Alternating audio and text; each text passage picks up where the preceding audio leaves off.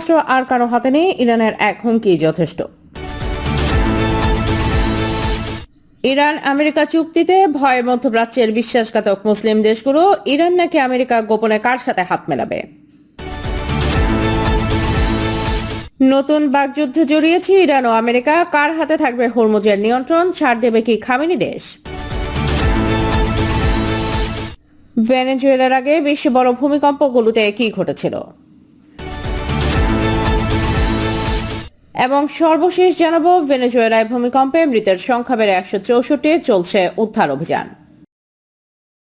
দর্শক শুনছিলেন সংবাদ শিরোনাম, এখন জানিয়ে দেব বিস্তারিত সংবাদ। তবে তার আগে অনুরোধ থাকবে এই ভিডিওটিতে একটু লাইক দিন এবং কমেন্ট করে জানিয়ে দিন আপনি কোথা থেকে বা কোন জেলা থেকে আমাদের সংবাদ শুনছেন এবং দেখছেন। এমন অস্ত্র আর কারো হাতে নেই, ইরানের এক হুমকি যথেষ্ট। মধ্যপ্রাচ্যের ভূরাজনীতিতে হরমুজ প্রণালীর গুরুত্ব কোনো একক দেশের সীমানার মধ্যে সীমাবদ্ধ নয়। এটি বিশ্বের সবচেয়ে সংবেদনশীল জ্বালানি রুটগুলোর একটি, কারণ এর মধ্য দিয়ে প্রতিদিন বিপুল পরিমাণ তেল ও গ্যাস পরিবাহিত হয়। ফলে এই প্রণালীকে ঘিরে যে কোনো উত্তেজনা মুহূর্তেই বৈশ্বিক বাজার, আন্তর্জাতিক কূটনীতি এবং নিরাপত্তা পরিস্থিতিকে প্রভাবিত করে। তাই ইরান হরমুজ প্রণালী নিয়ে কোনো হুমকি দিলেই বিশ্ব তেলের বাজারে উদ্বেগ ছড়িয়ে পড়ে। বিশ্লেষকরা বলছেন এই প্রণালীকে নিজেদের অস্ত্র হিসেবে ব্যবহার করে আসছে ইরান। হরমুজ পুরোপুরি বন্ধ করার চেয়ে এটিকে কেন্দ্র করে হুমকি দিয়ে চাপ তৈরি করাকে বেশি গুরুত্ব দেয় দেশটি। অর্থাৎ বাস্তবে হরমুজ প্রণালী বন্ধ না করেও বন্ধ হওয়ার সম্ভাবনা তৈরি করাই তাদের কৌশলগত লক্ষ্য। হরমুজ প্রণালীর ভৌগোলিক অবস্থানের কারণে এর গুরুত্ব অনেক। এটি এমন একটি সংকীর্ণ সামুদ্রিক পথ যেখানে জাহাজ চলাচল সীমিত এবং বিকল্প পথ নেই বললেই চলে। এই কারণে এটি এক ধরনের বিশ্ব তেল বাণিজ্যের লাইফলাইন হিসেবে কাজ করছে।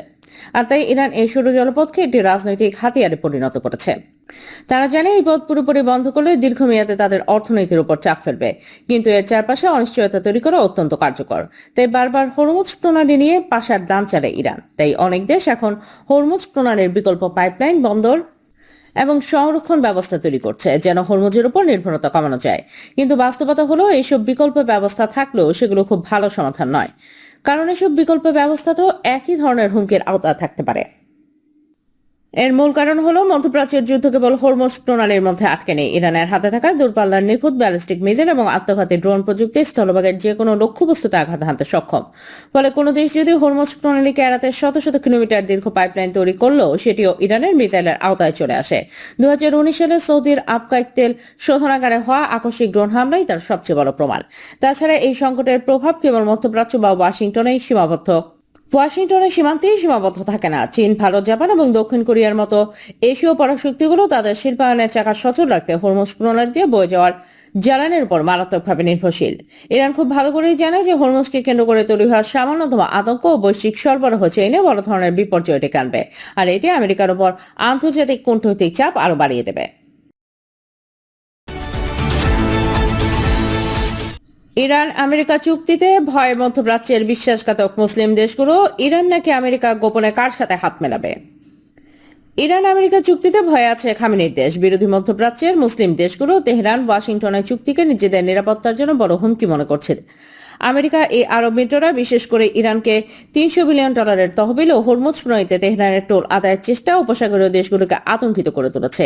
এই ভয় দূর করতে কুয়েত, আবুধাবি ও বাহরাইন সফরে গেছেন মার্কিন পররাষ্ট্রমন্ত্রী মার্কো রুবিও।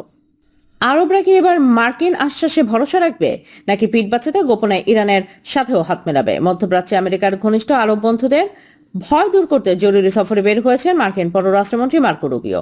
তিনি একা একা সফর করছেন কুয়েত, আবুধাবি এবং বাহরাইন। গত 4 মাসের বিধ্বংসী ইরান ইসরায়েল যুদ্ধের পর উপসাগরীয় মিত্র রাষ্ট্রগুলোতে সফরকালে রুবিও তাদের আশ্বস্ত করছেন দীর্ঘদিনের আরব বন্ধু দেশগুলোর নিরাপত্তা কোনো দিকে বিঘ্নিত হবে না। দেশগুলোর নিরাপত্তা কোনোভাবে বিঘ্নিত হয় ওয়াশিংটন এমন কোনো পদক্ষেপ নেবে না। হরমুজ প্রণালীতে তেল ও গ্যাস পরিবহনের সুরক্ষা নিশ্চিত করার বিষয়ে জোর দিয়েছেন মার্কিন পররাষ্ট্রমন্ত্রী। কিন্তু যুক্তরাষ্ট্রের নিরাপত্তা প্রতিশ্রুতি কতটা ঢুক হতে পারে এর নজির দেখিয়েছে ইরান যুদ্ধ। সেক্ষেত্রে মার্কো রুবিওর নিশ্চয়তা কি আসলেই স্বস্তি দেবে আরবদের? আমরা তাতে জানাতে চাই এবং আমরা আবারও জোর দিয়ে বলতে চাই যে এই আলোচনার প্রতিটি সিদ্ধান্তের বিষয়ে আমরা তাদের সাথে কথা বলবো, তাদের যুক্ত রাখবো। আমরা এমন কিছু করব না যা আমাদের মিত্রদের, বিশেষ করে এই অঞ্চলে আমাদের দীর্ঘদিনের বন্ধুদের নিরাপত্তাকে ঝুঁকির মুখে ফেলে। দীর্ঘ 47 বছর পর প্রথমবারের মতো তেহরান ওয়াশিংটনের মধ্যে শুরু হওয়া ঐতিহাসিক সমঝোতা চুক্তি ঘিরে এখনই তৈরি হয়েছে অনিশ্চয়তা। যুক্তরাষ্ট্রের আরব মিত্ররা, বিশেষ করে সংযুক্ত আরব আমিরাত, কুয়েত ও বাহরাইন এই চুক্তিকে দেখছে নিজেদের নিরাপত্তার জন্য বড় এক হুমকি হিসেবে। এসব উপসাগরীয় দেশগুলোর আশঙ্কা, ইরানকে $300 বিলিয়ন তহবিল প্রদান এবং তেহরানের উপর থেকে নিষেধাজ্ঞা প্রত্যাহারের এই চুক্তি মধ্যপ্রাচ্যে ইরানের হাতকে আরো শক্তিশালী করবে।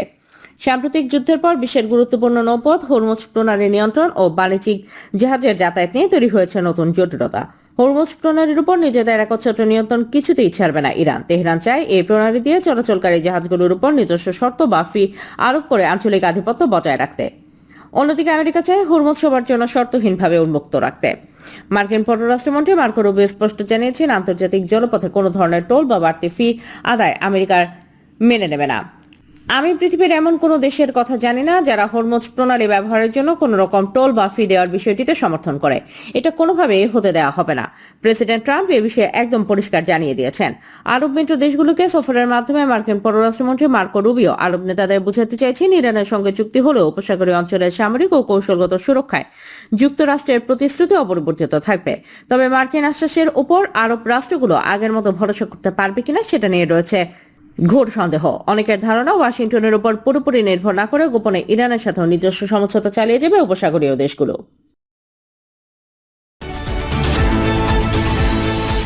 নতুন বাগযুদ্ধে জড়িয়েছে ইরান ও আমেরিকা। কার হাতে থাকবে হরমুজের নিয়ন্ত্রণ? ছাড় দেবে কি খামেনি দেশ?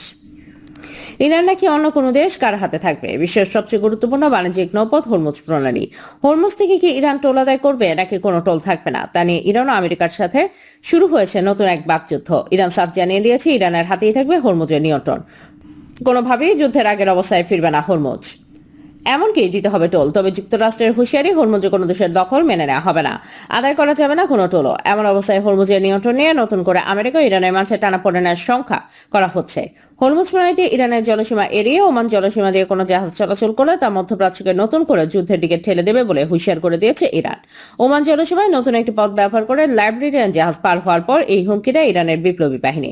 এই ধরনের চেষ্টাকে সম্পূর্ণ অগ্রহণযোগ্য এবং বিপজ্জনক বলেও সতর্ক করে দিয়েছে আইআরজিসি। ভবিষ্যতে বিশ্বের গুরুত্বপূর্ণ এই বাণিজ্যিক জলপথটি থেকে টোল আদায় করা হবে বলেও সাফ জানায় আইআরজিসি। তবে হরমুজে টোল আদায়ের বিষয়ে হুঁশিয়ারি দিয়েছেন মার্কিন প্রেসিডেন্ট ডোনাল্ড ট্রাম্প। চূড়ান্ত চুক্তিতে নৌপথটিতে টোল আদায়ের কোনো সুযোগ নেই বলে জানান তিনি। বুধবার ওভাল অফিসে ন্যাটো মহাসচিব মার্কো রুবিওর সাথে এক বৈঠকে মার্কিন প্রেসিডেন্ট বলেন, হরমুজের টোল আদায় কোনোভাবেই গ্রহণযোগ্য নয়। এটি পুরো চুক্তির ভবিষ্যৎ অনিশ্চয়তায় ফেলে দেবে বলেও মন্তব্য করেন তিনি। হরমুজ প্রণালী টোল আদায়ের বিষয়টি গ্রহণ করা হবে না। সেখানে টোল আদায়ের সুযোগ দিয়ে এমন অন্য নৌপথগুলোতেও টোল আদায়ের সুযোগ দিতে হবে। এটি পুরোপুরি নৌপথের ভবিষ্যৎ বদলে দেবে, যা গ্রহণযোগ্য নয়। এছাড়া গেল 28 ফেব্রুয়ারি ইরানের মেনাব শহরের একটি স্কুলে ইসরায়েল যুক্তরাষ্ট্রের হামলায় কমপক্ষে 168 শিক্ষার্থী নিহতের ঘটনার তদন্ত চলছে বলে জানান প্রেসিডেন্ট ট্রাম্প। হামলার জন্য যুক্তরাষ্ট্র দায়ী নয় বলে দাবি করেন তিনি। এদিকে মধ্যপ্রাচ্যের দেশগুলোর নিরাপত্তা ইস্যুতে কথা বলেন মার্কিন পররাষ্ট্রমন্ত্রী মার্কো রুবিও। বলেন, হিজবুল্লাহ, হুতি, হামাস সহ ইরান সমর্থিত অন্য কোনো গোষ্ঠী মধ্যপ্রাচ্যের কোনো দেশের সার্বভৌমত্ব যাতে হস্তক্ষেপ করতে না পারে, চুক্তিটাকে সে বিষয়ে সমাধান করার ঘোষণা দেন মার্কো রুবিও। বৃহস্পতিবার মধ্যপ্রাচ্য সফরের অংশ হিসেবে বাহরাইনের রাজধানী মানামায় এক বৈঠক শেষে বলেন, ইরানের সাথে অবশ্যই একটি চুক্তি করতে চায় যুক্তরাষ্ট্র, তবে অবশ্যই সেটি বড় কোনো ত্যাগের বিনিময় নয়। হরমুজের টোল আদায়ের বিষয়ে উপসাগরীয় দেশগুলো থেকে ইরান কোনো সমর্থন পাবে না বলেও জানিয়েছেন তিনি। তবে মধ্যপ্রাচ্যে হিজবুল্লাহ, হামাস ও হুতিদের জন্য সমর্থন অব্যাহত রেখেছে ইরান।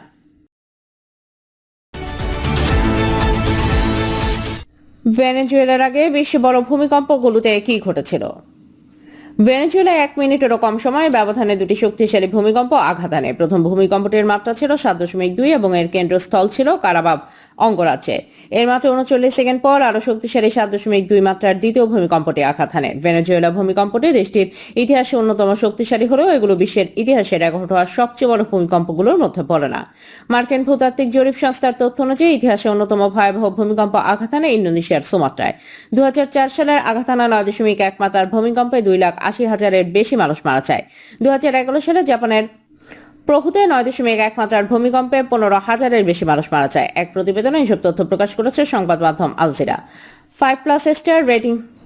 1952 সালে রাশিয়ায় 9 মাত্রার ভূমিকম্পে সর্বোচ্চ 15,000 মানুষের মৃত্যু হয়। 1907 সালে চরিতে 9.5 মাত্রার ভূমিকম্পে 1,655 জনের মৃত্যু হয়। যুক্তরাষ্ট্রের আলাস্কায় 9.2 মাত্রার ভূমিকম্পে 130 জনের মৃত্যু হয়।